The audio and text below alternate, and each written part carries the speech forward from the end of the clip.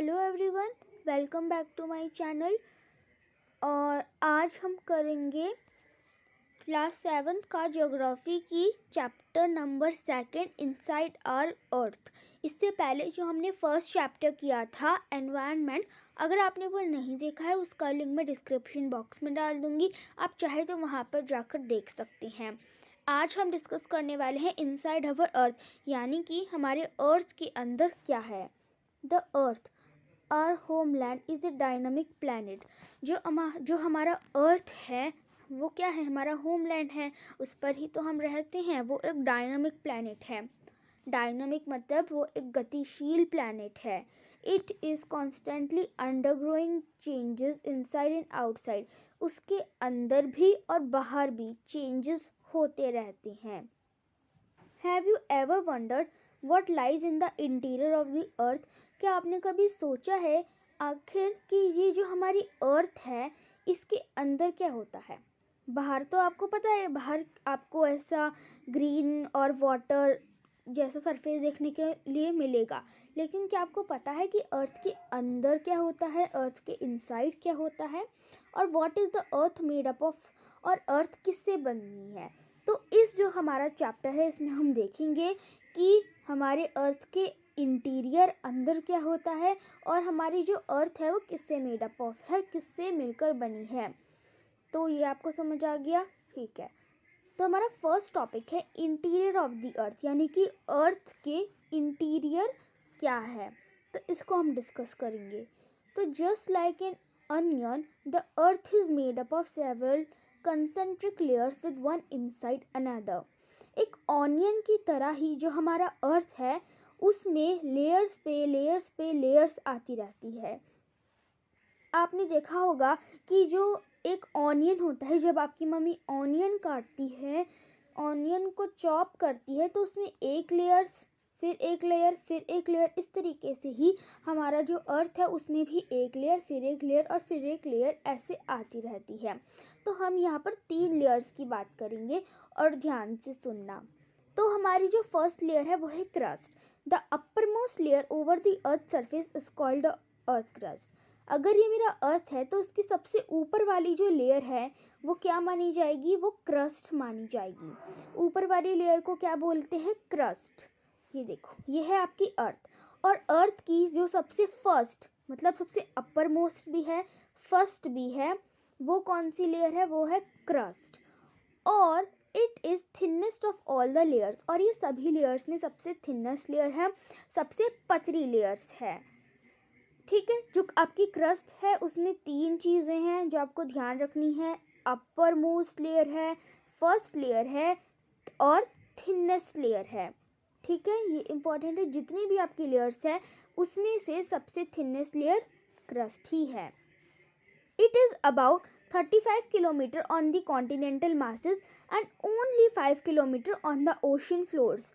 अगर हम कॉन्टिनेंटल मास की बात करें तो कॉन्टिनेंटल मास पर ये 35 किलोमीटर के आसपास है, और अगर हम ओशन फ्लोर्स की बात करें, समुद्र के फ्लोर्स की बात करें, तो सिर्फ 5 किलोमीटर की दूरी पर है। जैसे कि आप ये देख रहे हैं डायग्राम, इसमें अगर ये आपकी पूरी क्रस्ट है तो ये मतलब कॉन्टिनेंटल क्रस्ट पे कितनी ऊंचाई पे है, 35 किलोमीटर की, और ओशनी क्रस्ट की बात करें तो कितनी है, 5 किलोमीटर।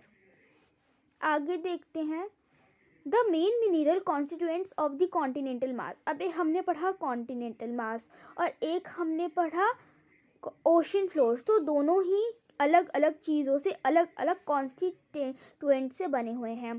तो जो अगर हम किसकी कॉन्स्टिट्यूएंट्स की बात करें, अगर हम कॉन्टिनेंटल मास की कॉन्स्टिट्यूएंट्स की बात करें तो वो है सिलिका एंड एल्यूमिना, और इसको हम सियाल भी कहते हैं। Si=C silica and Al alumina. ठीक है, देखो समझो, जो हमारी ये ओशन कॉन्टिनेंटल क्रस्ट है, ये कॉन्टिनेंटल मास है, ये 2 चीज़ों से बनी है, सिलिका एंड एल्यूमिना। और अगर आपने साइंस में पढ़ा होगा कि सिलिका का जो सिंबल होता है हम इसको शॉर्ट में रिप्रेजेंट करते हैं Si से, और अगर आपने एल्यूमिना का सुना होगा तो हम उसे करते हैं Al से। तो जब आप Si और Al को मिलाएंगे तो क्या बनेगा, सियाल। सियाल बनेगा, तो इसलिए हम इसको सियाल भी कहते हैं। तो कॉन्टिनेंटल मास कौन से कॉन्स्टिट्यूएंट से बनता है? मिनरल कॉन्स्टिट्यूएंट से सिलिका एल्यूमिना, जिसको हम सियाल भी कहते हैं। ठीक है, लेकिन अगर हम ओशनियन फ्लोर्स की बात करें जो कि 5 किलोमीटर पे है, वो क्या है, वो किससे बना है? वो उसमें सिलिका तो है लेकिन एल्यूमिना नहीं है, एल्यूमिना की जगह मैग्नीशियम है, उसे सीमा कहते हैं। सिलिका का सिंबल हमने देखा SI, पर मैग्नीशियम का यहाँ पर M हो जाएगा। तो जब आप इसको प्लस करोगे तो क्या बनेगा? सीमा। आगे आपको समझ में, देखो SI silica and M magnesium, तो क्या बन गया? सीमा बन गया। तो ये हमने लेयर देखी, first layer which is crust. क्या देखी हमने कि it is upper most layer of the earth surface, thinnest है, it is thinnest of all the layers and it is about 35 kilometre on the continental masses. और अगर हम बात करें ओशनियन फ्लोर्स की, so it is only 5 kilometre. Main mineral constituents of continental mass are silica and alumina which is called sial. और अगर हम oceanic crust की बात करें तो it is silica and magnesium which is called sima. और मैंने आपको बता दिया है कैसे उन्होंने सियाल रखा है या सीमा रखा है। यहाँ पे अगर आप इसके थ्रू भी समझें तो देखिए, ये है आपकी पूरी अर्थ, ये रही सबसे ऊपर वाली लेयर क्रस्ट। ठीक है, और ये लिथोस्फीयर हमने पढ़ा था फर्स्ट चैप्टर में, क्या होता है लिथोस्फीयर, है ना। अब नेक्स्ट लेयर की बात करेंगे। देखो, ये पूरी अर्थ है, इसकी फर्स्ट लेयर है। तो जब आप इसको सपोज करो, अगर मैं इस क्रस्ट की लेयर को काटती हूँ तो एक और लेयर अंदर से निकलेगी जो कि है मेंटल। अब मेंटल की बात, अब इस मेंटल लेयर क्या है, इसमें आपको बहुत ही कम इंफॉर्मेशन दे रखी है NCERT में। बस इतनी ही दे रखी है कि just beneath the crust is the mantle which extends up to a depth of 2900 kilometre below the crust. कि बिल्कुल क्रस्ट के नीचे, यानी कि just beneath the crust, crust के बिल्कुल नीचे कौन सी लेयर है? मेंटल है, जो कि एक्सटेंड होती है, मतलब उसकी जो डेप्थ है वो 2900 किलोमीटर है। अब तो और भी बढ़ गई होगी उसकी डेप्थ, लेकिन NCERT वाइज ये लिखा है तो हम इसी को मान के चलेंगे कि जो मेंटल की डेप्थ है वो कब तक एक्सटेंड है? 2900 किलोमीटर है। और ये बिल्कुल कहाँ पे है? ये बिल्कुल क्रस्ट के नीचे है, जिसकी डेप्थ 2900 किलोमीटर है। और ये अर्थ की कौन सी लेयर है? ये अर्थ की सेकंड लेयर है। तो ये देख सकते हैं आप, मेंटल लेयर। अब हम देखेंगे नेक्स्ट लेयर को। ठीक है, नेक्स्ट लेयर को देखने से पहले ना, मैं आपको यहाँ पर एक अच्छी इन्फॉर्मेशन दे रखी है डू यू नो में, वो मैं आपको बता देती हूँ क्या दे रखी है। The deepest mine in the world is in south Africa. जो डीपेस्ट माइन है, मतलब जो डीपेस्ट है, मतलब जिसकी बहुत ही डीपेस्ट माइन, ठीक है, वर्ल्ड में, किसकी? वर्ल्ड की, वो साउथ अफ्रीका में है। Very important question, deepest mine world की कहाँ है? साउथ अफ्रीका में है। It is about 4 kilometre deep. और वो कितनी डीप है? वो 4 किलोमीटर डीप है, ये भी इम्पॉर्टेंट है। और इंजीनियर्स ने ऑयल की सर्च में अभी तक इन्होंने 6 किलोमीटर तक का 6 किलोमीटर डीप का होल खोद लिया है। ठीक है, तो ये समझ में आ गया कि जो डीपेस्ट माइन है ना, deepest mine in the world, मतलब वर्ल्ड की सबसे डीपेस्ट माइन है साउथ अफ्रीका में, और जो कि है 4 किलोमीटर डीप। और इंजीनियर्स ने कितना बड़ा होल खोल लिया है? About 6 kilometre. और इस जो डीपेस्ट माइन का नेम है वो है मिपोंग। ठीक है, वो आप गूगल कर देख लेना, मेरे ख्याल से तो ये मिपोंग है, आप गूगल करके भी देख सकते हैं। To reach to the centre of the earth which is not possible, you will have to dig a hole 6000 kilometre deep on the ocean floor. अब आपको अर्थ के सेंटर पे पहुंचना है, ये पॉसिबल ही नहीं है। अगर फिर भी आपको पहुंचना है तो 6000 किलोमीटर डीप आपको ओशन फ्लोर पे होल बनाना पड़ेगा। ये ज़्यादा इंपॉर्टेंट नहीं है, आप इसमें से ये करोगे डीपेस्ट माइन है वर्ल्ड की साउथ अफ्रीका, कितनी डीप है और इंजीनियर्स ने क्या कितनी होल की डीप खोल ली है। तो हम लेयर्स के बारे में पढ़ रहे थे, 2 लेयर्स के बारे में हमने पढ़ा, क्रस्ट और मेंटल। तीसरी लेयर है, मतलब और ये सबसे इनर मोस्ट है, यानी कि सबसे अंदर वाली जो लेयर है वो है कोर। और उस कोर का रेडियस कितना है? 3500 किलोमीटर उस कोर का रेडियस है। और ये किससे बनी है? निकल से बनी है और आयरन से बनी है। अब देखो, इसको नाइफ बोला गया है, निकल को हम बोलते हैं Ni, और प्लस में आयरन का आयरन का आई नहीं होगा, ये एफ ही होगा। इसका जो सिंबल है ये लेटिन नेम से लिया गया है, तो NI और FE, इसका सिंबल मिलकर क्या बना, नाइफ बना, इसलिए इसको हम नाइफ कहते हैं। ठीक है, और समझ आ गया। इनर मोस्ट लेयर है वो कौन सी है, कोर है, जिसका रेडियस 100 किलोमीटर है और इसे नाइफ कहा जाता है। हमने आपको बता दिया, निकल और आयरन से मिलकर ये मेड अप ऑफ हुई है। और जो सेंट्रल कोर है, मतलब बीच की जो कोर है, उसमें बहुत ही हाई टेम्परेचर है, मतलब बहुत ही ज़्यादा हाई प्रेशर पे टेम्परेचर, और वहाँ पर हाई टेम्परेचर है, टेम्परेचर के साथ साथ वहाँ पर हाई प्रेशर भी है। तो ये सब हमने देख ली, किसके बारे में, हमने देख ली अर्थ की लेयर्स के बारे में। डायग्राम के थ्रू समझाओ, ये अगर ये आपकी अर्थ है, ये लिथोस्फीयर है, लिथोस्फीयर पे हम रहते हैं, क्रस्ट पे ही तो हम रहते हैं। सबसे अपर मोस्ट लेयर है क्रस्ट, उसके बाद है मेंटल, ये सब हमने देख लिया। Outer core, inner core, central core, इन सब के बारे में हमने डीप में पढ़ लिया। ठीक है, तो और इसमें से आपको ये सारी लेयर्स के नाम, इनकी कैरेक्टरिस्टिक्स तो याद करनी ही है, साथ में ये सभी आपको याद करना है। डीपेस्ट माइंड जो डू यू नो है वो भी आपको करने हैं। अब यहाँ पर भी एक डू यू नो दे रखा है, अच्छी इन्फॉर्मेशन है कि the crust forms only 1% of volume of earth, 84% consist of the mental and 15% makes up the core. कि जो आपकी क्रस्ट है, मतलब ये अगर आपका ये पूरा अर्थ है तो वो लेयर्स अर्थ का वॉल्यूम कितना बनाती है, तो क्रस्ट बनाती है 1%। ठीक है, क्रस्ट बनाती है, एक मिनट, अगर हम क्रस्ट की बात करें तो क्रस्ट बनाती है 1%। ठीक है, और अगर हम मेंटल की बात करें तो वो बनाती है 84%। और अगर हम कोर की बात करें तो यहाँ पर बता रखी है कोर की 15%। ठीक है, क्रस्ट की बनाती है 1% वॉल्यूम, और मेंटल 84% और कोर की 15%। नेक्स्ट इन्फॉर्मेशन दे रखी है कि अर्थ का रेडियस, ये भी इम्पॉर्टेंट क्वेश्चन है, पूछ ले आपसे जा सकता है कि what is the radius of the earth. So radius of the earth is 6371 kilometre. हो गया ये डू यू नो। अब नेक्स्ट टॉपिक आता है हमारा रॉक्स एंड मिनरल्स। तो देखो रॉक्स एंड मिनरल्स क्या है।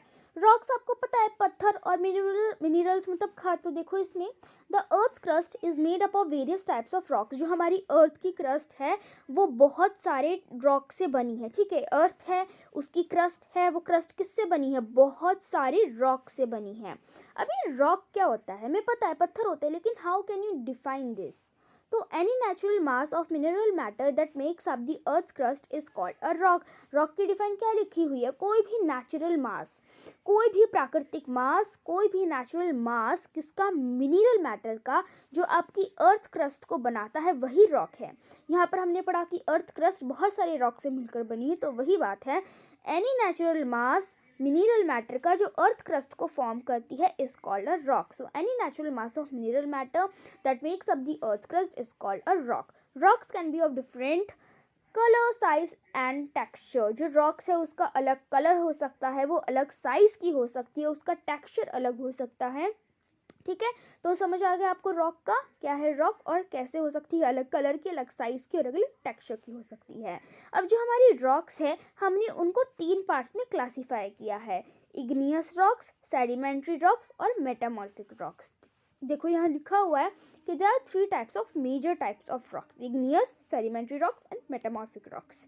तो इन सबको हम एक एक करके पढ़ेंगे। So when the molten magma cools it becomes solid. सबसे पहले मैं आपको बता दूं कि मॉल्टेन मैग्मा होता क्या है। आपने ज्वालामुखी देखी है, या फिर हम उसे इंग्लिश में कह सकते हैं वॉल्केनो। वॉल्केनो जब इरप्ट होता है, वॉल्केनो जब फटता है, तो उसमें से जो रेड कलर का फायरी मोल्टन निकलता है उसी को हम कहते हैं मॉल्टेन मैग्मा। ठीक है, इस वर्ड से आप फेमिलियर होंगे, आई थिंक मुझे आपको इसको बताने की ज़रूरत ना हो, लेकिन फिर भी मैंने बता दिया कि जब मॉल्टेन मैग्मा इरप्ट होता है तो वो ठंडा होता है और वो सॉलिड बन जाता है। तो वो जब वो मॉल्टेन मैग्मा कूल होके ठंडा होके सॉलिड बनता है, तो इस टाइप्स की रॉक से जो रॉक्स बनती है उस टाइप की रॉक्स को हम कहते हैं इग्नियस रॉक्स। इतना समझ आया। इग्नियस रॉक्स में सिर्फ आप ये लिख लीजिए, when molten magma cools it become solid rocks thus formed are called igneous rocks, कि जब मॉल्टेन मैग्मा ठंडा होता है और सॉलिड हो जाता है वो इग्नियस रॉक्स होती है। अब वो देखो, इन रॉक्स को हम प्राइमरी रॉक्स भी कहते हैं, क्योंकि ये फर्स्ट स्टेप होता है रॉक्स का, ठीक है, क्योंकि इसी रॉक से सारी रॉक्स बनती है, इसी रॉक से आगे की प्रोसेस चलती है, वो मैं आपको बताऊंगी। अभी आप इतना कर लीजिए कि इग्नियस रॉक्स को हम प्राइमरी रॉक्स भी कहते हैं, और दो टाइप्स की इग्नियस रॉक्स होती है, intrusive igneous and intrusive rocks and extrusive rocks. देखिए, नाम से ही पहचाना जा सकता है कि इंट्रूसिव मतलब अंदर, एक्सट्रूसिव यानी बाहर। देखो यहाँ पर लिखा है, can you imagine lava coming out from the volcanoes. क्या आपने कभी इमेजिन किया है, क्या आपने कभी कल्पना करी है कि वोल्केनो से वो वाला जो लावा जो होता है वो निकलता है? क्या आपने उसे कभी इमेजिन किया है? देखो यहाँ पर दे रखी है, लावा इज एक्चुअली क्या है, लावा एक्चुअली एक फायरी रेड मॉल्टेन मैग्मा है कमिंग आउट फ्रॉम, जो कि अर्थ के अंदर से आता है, और जैसे अगर वो अर्थ के अंदर से आ रहा है तो वो अर्थ के सरफेस पे आता है, अर्थ के अंदर से आके अर्थ के सरफेस पे रुकता है, वही होता है मॉल्टेन मैग्मा। तो हमने पढ़ा कि इग्नियस रॉक्स होती है, जब मॉल्टेन मैग्मा ठंडा हो जाता है और सॉलिड हो जाता है तो रॉक्स बनती है इग्नियस। लेकिन अब इग्नियस रॉक्स की हमने पढ़ा extrusive rocks and intrusive rocks. तो क्या होती हैं ये, देखो, when this molten lava comes on the earth surface, देखो मॉल्टेन मैग्मा निकला और अर्थ के सरफेस पे जम गया, अब वो मैंने कहा वो ठंडा होगा फिर सॉलिड होगा। अब इस वे में जो रॉक्स फॉर्म होगी वो होगी एक्सट्रूसिव इग्नियस रॉक्स। देखो एक्सट्रूसिव क्यों बोला गया है, क्योंकि जो लावा अर्थ से निकला है और अर्थ के बाहर बनी है ना, वो तो अर्थ के बाहर बनी है वो रॉक्स, तो अर्थ के बाहर जो बनी है वो होगी एक्सट्रूसिव इग्नियस रॉक्स, यानी कि वो मॉल्टेन मैग्मा जो अर्थ से बाहर निकल के फिर सॉलिड हुआ है वो एक्सट्रूसिव इग्नियस रॉक्स होगा, ठीक है। और they have a very fine granite structure, इनका बहुत ही फाइन ग्रेनाइट स्ट्रक्चर होता है। फॉर एग्जाम्पल बसाल्ट, देखिए आपको हर रॉक्स के एग्जाम्पल पता होनी चाहिए, कॉम्पिटिटिव एग्जाम्स में पूछ लिया जाता है कि tell me one extrusive igneous rocks example, तो आप बता सकते हैं बसाल्ट।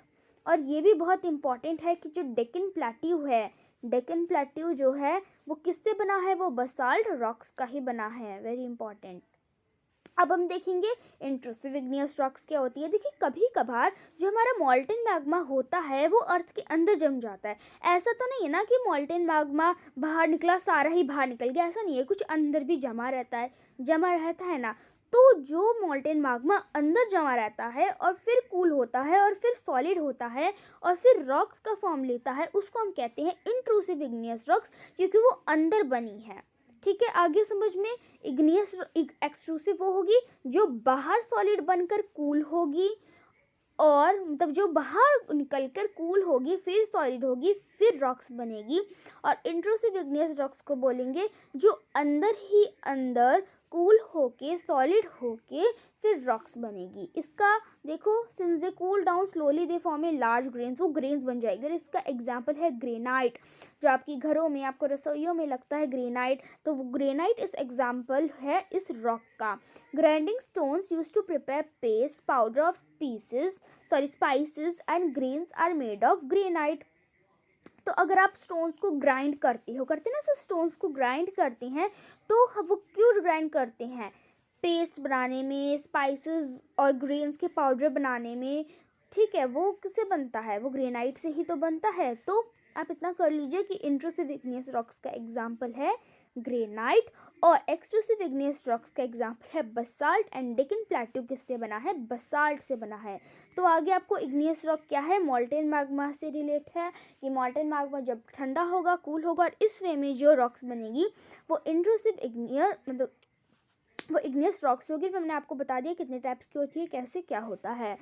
अब नेक्स्ट स्टेप आता है, rocks roll down, crack and hit each other and are broken into small fragments. अब देखो रॉक्स जो है वो रोल डाउन होगी, ठीक है, एक दूसरे से क्रैक होगी, एक दूसरे को मारेगी, तो इससे क्या होगा, वो ब्रोकन डाउन हो जाएगी छोटे छोटे फ्रेगमेंट्स में। ठीक है, अगर ये रॉक है, ये रॉक है, तो ये आपस में टकराएंगी तो ये छोटे छोटे उसमें पार्टिकल्स में बढ़ जाएगी, ये छोटे छोटे फ्रेगमेंट्स में बढ़ जाएगी। तो रॉक्स का स्मॉलर पार्टिकल्स में ब्रोकन डाउन होना, ठीक है, और वो जो फॉर्म लेती है छोटे छोटे पार्टिकल्स का, so these particles are known as sediments, उनको हम कहते हैं सेडिमेंट्स। ठीक है, जो स्मॉल फ्रेगमेंट्स होते हैं उनको हम कहते हैं सेडिमेंट्स। अब क्या होता है, ये जो सेडिमेंट्स होते हैं ट्रांसपोर्ट होते हैं, मतलब एक जगह से दूसरी जगह जाकर डिपॉजिट हो जाते हैं। कैसे डिपॉजिट होते हैं, उनके एजेंट्स क्या हैं, उनके एजेंट्स हैं विंड, हवा, वाटर, पानी एक्सेट्रा। ठीक है, ये सारी चीज़ें हैं। एनिमल्स भी हो सकती हैं, क्योंकि वो क्या करते हैं, छोटे फ्रेगमेंट्स को कहीं और जाकर डिपॉजिट कर देते हैं। ठीक है, अब देखो रॉक्स टूट गई, छोटे फ्रेगमेंट्स में सेडिमेंट्स में कन्वर्ट हो गई। अब सेडिमेंट्स ट्रांसपोर्ट होकर एक जगह दूसरी जगह डिपॉजिट हो गई। ठीक है, डिपॉजिट हो गई। अब क्या होगा, the loose sediments are compressed and harden to form layers of rocks. अब क्या करेंगे, ये सेडिमेंट्स को लूज करेंगे और इतने हार्ड हो जाएंगे, इतने हार्ड हो जाएंगे, और ऐसे हार्ड होके ये क्या बना लेंगे, रॉक्स की लेयर बना लेंगे। और इस टाइप्स में जो रॉक्स बनती हैं वो होती हैं सेडिमेंट्री रॉक्स। कौन सी होती है, सेडिमेंट्री रॉक्स। आगे आपको समझ में, जब रॉक सेडिमेंट्स में कन्वर्ट हो जाती है, एक जगह से दूसरी जगह डिपॉजिट हो जाती है, ट्रांसपोर्ट होकर डिपॉजिट हो जाती है, वो फिर अपने सेडिमेंट्स को लूज़ कर देती है और इतनी हार्ड बन जाती, इतनी हार्ड बन जाती है कि वो लेयर्स की रॉक्स में आ जाती है। तो ऐसे जो रॉक्स बनती है उन्हें हम कहते हैं सेडिमेंट्री रॉक्स। ठीक है, और इसका एग्जाम्पल बहुत इंपॉर्टेंट है, सैंडस्टोन। सैंडस्टोन इसका एग्जाम्पल है। सैंडस्टोन किससे बनता है, ग्रेन्स ऑफ सैंड से बनता है। और ये जो लाइन मैं आपको बताने वाली हूँ ये बहुत ही ज़्यादा इम्पॉर्टेंट है। वो लाइन क्या है कि these rocks may also contain fossils of plants, animals and other microorganisms that once lived on them। ये बहुत इंपॉर्टेंट क्वेश्चन है कि जो भी हमने अभी रॉक्स पढ़ेंगे उसमें से ये अकेली रॉक है, ये अकेली सेडिमेंट्री रॉक्स हैं जो कि क्या कंटेन कर रखती है, फॉसिल कंटेन करती है। प्लांट्स के फॉसिल्स क्या होते हैं, जब प्लांट्स, एनिमल्स, माइक्रो ऑर्गेनिज्म जब मर जाते हैं, उनके जो डेड रिमेन्स होते हैं उन्हें फॉसिल्स कहते हैं। तो यही एक रॉक्स है जो कि किसके फॉसिल रखती है, प्लांट्स, एनिमल्स और अदर जो माइक्रो ऑर्गेनिज्म है जिनमें रह चुके हैं। ठीक है, उनमें रहती हैं ये फॉसिल्स, किसमें, सेडिमेंट्री रॉक्स में। बहुत इंपॉर्टेंट क्वेश्चन है। तो आगे आपको समझ में क्या हुआ, सेडिमेंट्री रॉक्स क्या है और कैसे हैं। अब देखो, ये हमने पढ़ी ना जो इग्नियस रॉक्स और सेडिमेंट्री रॉक्स, इन दोनों बनाकर ही ना आप मेटामॉर्फिक तीसरी रॉक जो हम पढ़ने वाले हैं वो बना सकते हैं। कैसे, igneous and sedimentary rocks can change into metamorphic rocks under great heat and pressure. For example, clay changes into slate and limestone into marble. जब इग्नियस रॉक्स और सेडिमेंट्री रॉक्स एकदम ग्रेट हीट में, ठीक है, अगर ये इग्नियस और sedimentary rocks हैं, ये इतना ग्रेट हीट में, इतनी कड़कती धूप में, इतने तेज हीट में और प्रेशर में ये इतनी हार्ड हो जाएगी। ठीक है, और वो क्या बना लेगी, वो बना लेगी मेटामॉर्फिक रॉक। देखो पिक्चर में दिखा रखा है कि सेडिमेंट्री रॉक किस तरीके से मेटामॉर्फिक रॉक में चेंज हो रही है। कैसे चेंज हो रही है, under great heat and pressure में ये चेंज हो रही है। तो हमने पढ़ ली तीनों rocks, igneous rocks, sedimentary rocks और मेटामॉर्फिक रॉक्स। बहुत इंपॉर्टेंट क्वेश्चन है, ये आपको 8th क्लास में भी आएंगी रॉक्स, लेकिन जो अभी हमने बेसिक्स पढ़े हैं वो बेसिक्स आपको क्लियर हो जाने चाहिए। और इसका देखिए एग्जांपल मैंने आपको बताया कि क्ले चेंज हो जाता है स्लेट में और लाइमस्टोन चेंज होता है मार्बल में। ठीक है, तो मेटामॉर्फिक रॉक्स कब बनती है, जब इग्नियस और सेडिमेंट्री रॉक्स दोनों ही रॉक्स चेंज हो जाती है। मेटामॉर्फिक रॉक्स में कब चेंज होती है, ग्रेट हीट और प्रेशर में चेंज हो जाती है। अब यहाँ पे आपको वर्ड ओरिजिन दे रखा है इग्नियस। इग्नियस क्या है, इग्नियस आया है लेटिन वर्ड इग्निस से, जिसका मतलब होता है फायर। सेडिमेंट्री भी लेटिन वर्ड से आया है सेडिमेंटम, जिसका मतलब होता है सेटल डाउन, मतलब सेटल डाउन हो जाना, एक जगह बैठ जाना। मेटामॉर्फिक लैटिन वर्ड से नहीं आया है, ये ग्रीक वर्ड से आया है, जिसका मतलब होता है, मतलब ग्रीक वर्ड कौन सा है, ये मेटामॉर्फोस, और इसका मतलब होता है चेंज ऑफ फॉर्म, चेंज हो जाना। यही तो पढ़ा हमने कि इग्नियस और सेडिमेंट्री रॉक्स ग्रेट हीट और प्रेशर में चेंज हो जाते हैं मेटामॉर्फिक रॉक्स में। यहाँ पे आपको ग्लोसरी भी दे रखी है, मैंने बताया फॉसिल जो रिमेन्स होते हैं, जो बचे पुचे रिमेन्स होते हैं डेड प्लांट्स के, एनिमल्स में, वो ट्रैप्ड हो जाते हैं सॉइल की लेयर्स में, उन्हीं को फॉसिल बोलते हैं। और ये कौन सी रॉक्स रखती है, सेडिमेंट्री रॉक्स। मैंने आपको बताया बहुत ही इंपॉर्टेंट क्वेश्चन है कि सेडिमेंट्री रॉक्स एक अकेली रॉक है जो कि फॉसिल्स के रिमेन्स को ट्रैप कर लेती है अपने लेयर्स ऑफ रॉक्स में। तो हमने पढ़ ली 3 टाइप्स ऑफ रॉक्स। अब यहाँ पे बता रखा है कि रॉक्स कितनी यूज़फुल होती है, तो रॉक्स बहुत ही यूज़फुल होती है हमें। The hard rocks are use for making roads, houses, building. जो हार्ड रॉक्स होती है उनको रोड्स, बिल्डिंग, हाउसेस में बनाने में यूज़ आते हैं। हम बहुत सारे गेम्स में भी तो स्टोन्स को यूज़ करते हैं, आप खेलते होंगे गेम्स स्टोन से, कौन कौन से कहते हैं, 7 स्टोन्स, पिट्ठू जिसे हम कहते हैं, इसको हम सतोलिया भी कहते हैं। पिट्ठू स्टोन्स, हॉपस्कॉच, टापू, किटकिट, 5 स्टोन जिनको हम गिट्टी कहते हैं। पिट्ठू क्यों कहते हैं, 7 स्टोन्स क्यों कहा गया है, क्योंकि पिट्ठू के गेम में 7 स्टोन्स लिए जाते हैं। गिट्टी क्यों कही गई है, 5 स्टोन्स क्यों कहा गया है, क्योंकि इसमें 5 स्टोन्स लिए जाते हैं इस गेम में। ठीक है, और आप अपने ग्रैंड पेरेंट्स, नेबर्स से पूछ लेना इन गेम्स के बारे में। तो ये हमने देख लिया कि रॉक जो होते हैं हमें बहुत ही ज़्यादा यूज़फुल होते हैं। लेट्स तुम्हें बता रखा है, ये आप कर लेना, कुछ पिक्चर को कलेक्ट करके ये सब बताया गया है। ये देखिए यहाँ नीचे इंपॉर्टेंट है कि जो रेड फोर्ट है वो किससे बना है, रेड सैंडस्टोन से बना है। सैंडस्टोन कौन से रॉक का एग्जाम्पल है, ये है आपके सेडिमेंट्री रॉक्स का। ठीक है, ताजमहल बना है वाइट मार्बल का। ठीक है, तो अब हम देखेंगे कि ये जो मैं आपको पढ़ाने वाली हूँ ना, तीनों रॉक्स के बारे में क्विक रिवीजन है, कि आपको जानकर सरप्राइज होंगे कि एक टाइप की जो रॉक है वो दूसरे टाइप में चेंज हो जाती है अंडर ग्रेट कंडीशंस, एक साइक्लिक मैनर पे। और यहाँ पे डिफाइन ये रखी है कि the process of transformation of one rock to another is known as rock cycle. मतलब एक रॉक जब दूसरे रॉक में कन्वर्ट हो जाती है, चेंज हो जाती है, उसको हम क्या कहते हैं, उसको हम कहते हैं rock cycle. You have already learned when molten magma cools, it solidifies to become igneous rocks. आपने पहले ही पढ़ चुके हैं कि जब मॉल्टन मैग्मा कूल होता है, सॉलिडिफाई होकर इग्नियस रॉक बन जाता है। फिर ये इग्नियस रॉक्स ब्रोकन डाउन होगी, छोटे छोटे पार्टिकल्स में बनेगी, जिसको हम सेडिमेंट्स कहते हैं। फिर वो ट्रांसपोर्ट होकर एक जगह डिपॉजिट हो जाएगी, फिर सेडिमेंट्री रॉक्स बनाएगी। फिर हमने देखा कि इग्नियस रॉक्स और सेडिमेंट्री रॉक सब्जेक्टेड करते हैं ग्रेट हीट और प्रेशर के अंडर में आते हैं, तो वो मेटामॉर्फिक रॉक्स बना देते हैं। फिर ये metamorphic rock still under greater heat pressure में होती है, मेल्ट होकर मॉल्टन मैग्मा बन जाती है।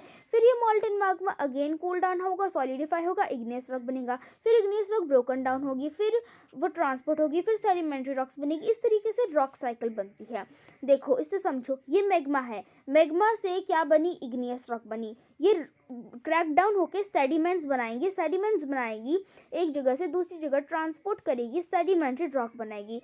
फिर मेटामॉर्फिक रॉक बनाएगी जब इग्नियस रॉक्स क्या करेंगे, ग्रेट हीट और प्रेशर में आएंगे, या सेडिमेंट्री रॉक ग्रेट हीट और प्रेशर में आएंगी तो मेटामॉर्फिक रॉक्स बनाएगी। फिर ये मेल्ट डाउन होगी ग्रेट हीट प्रेशर में जाकर, फिर ये मैग्मा बनाएगी, फिर ये इग्नियस बनाएगा। फिर तो ये क्या है, the transformation of one rock into another, वो क्या है, वही रॉक साइकिल है।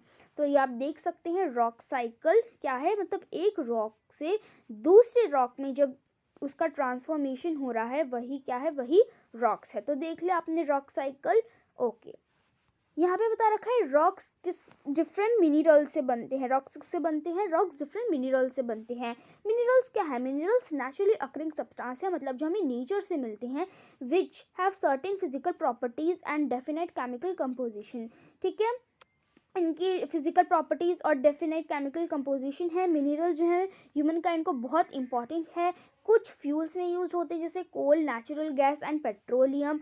कुछ इंडस्ट्रीज़ में यूज़ होते हैं iron, aluminium, gold, uranium etcetera. Medicine में, फर्टिलाइजर्स में। तो इन सब में क्या है, इन सब में रॉक्स फाइंड आउट, ये मिनरल्स हमें इतने सारे कामों में यूज़ आते हैं। तो हमने क्या देखा, लेयर्स, अर्थ की कितनी लेयर्स होती है, रॉक्स कितने टाइप्स के होते हैं उनको डिटेल में पढ़ा, मिनरल्स का क्या यूज़ है, मिनरल्स कैसे बनते हैं, कुछ इम्पॉर्टेंट चीज़ें हमने देखी, रॉक्स कैसे हमारे यूज़फुल है, कितने यूज़ हैं उसके। तो यहाँ पे हमारा वीडियो ख़त्म हो गया है। अगर आपको अच्छी लगी तो मुझे वीडियो को लाइक करिए, चैनल को सब्सक्राइब करिए और अपने फ्रेंड्स के साथ भी शेयर करिए। Thank you.